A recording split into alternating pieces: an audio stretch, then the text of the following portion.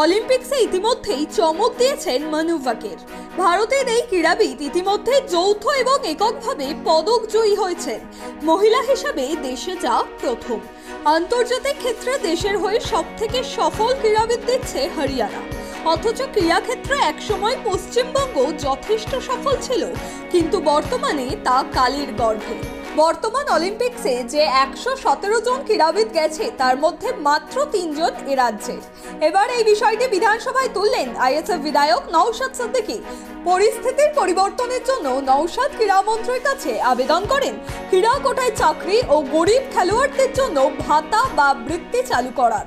আজ পশ্চিমবঙ্গ বিধানসভায় মেনশন পর্বে মাননীয় ডেপুটি স্পিকার স্যারের মাধ্যমে রাজ্যের ভারপ্রাপ্ত যুব কল্যাণ ও ক্রীড়া দপ্তরের মন্ত্রীর কাছে আবেদন করলাম।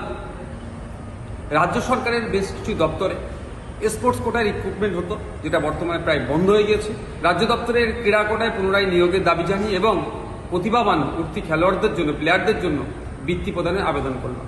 কারণ গত কয়েকদিন আগেই সারা দেশে নামকে উজ্জ্বল করেছেন হরিয়ানার এক মহিলা মনু ভাকের, এবং গতকালকেই তারা আবার দলগতভাবে ব্রোঞ্জ পেয়ে দেশের নামকে উজ্জ্বল করেছে।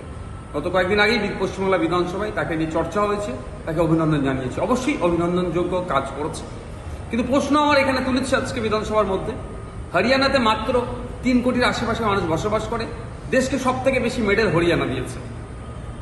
আর পশ্চিমবাংলায় 10.5 কোটির উপরে মানুষ বসবাস করে, সেখানে আমরা দিতে পারছি না কেন? ভাবতে অবাক লাগছে। আমি বিধানসভাকে বলেছি 117 জন প্যারিস অলিম্পিকে এবারে অংশগ্রহণ করেছে ভারতবর্ষ থেকে, আর ওয়েস্ট বেঙ্গল থেকে মাত্র 3 জন গিয়েছে, হরিয়ানা থেকে 25 জন, পাঞ্জাব থেকে 20 জন, তামিলনাড়ু থেকে একটা হিট সংখ্যায় মানুষ গিয়েছে। কিন্তু পশ্চিমবাংলা বারবার পিছিয়ে যাচ্ছে। অ্যাকচুয়াল ব্যাপারটা হচ্ছে এখানকার পরিকাঠামোর অভাবের জন্য। যে পরিকাঠামোর দরকার সেটা পশ্চিমবাংলায় নাই। প্লেয়ার আছে, মেধা আছে, কিন্তু পরিকাঠামোর অভাবের জন্য এবং ফিউচার না থাকার জন্য আজকে জাতীয় স্তরে, আন্তর্জাতিক স্তরে বাংলার ছেলে মেয়েরা সেই অর্থে পার্টিসিপেট করতে পারছে না।